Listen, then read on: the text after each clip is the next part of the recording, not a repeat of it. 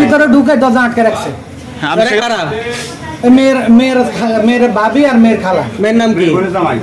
সামিয়া। মেয়ের বোন জামাই ফেলেনটা করেছে। তুমি মেয়ের নিয়ে আজকে সারাদিন করছো না?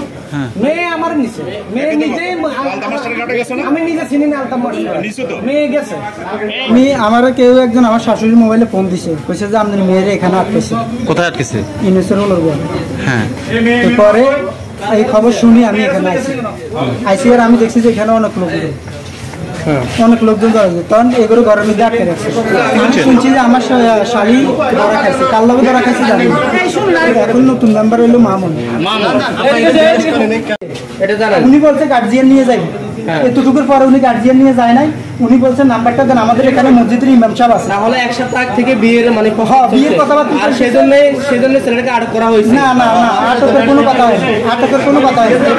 কথা হয়েছে যে উনি ইমাম সাহেবের কাছে কথা বলছে। আমাদের উভয় পক্ষে দোষ আছে, দুজনের দোষ আছে।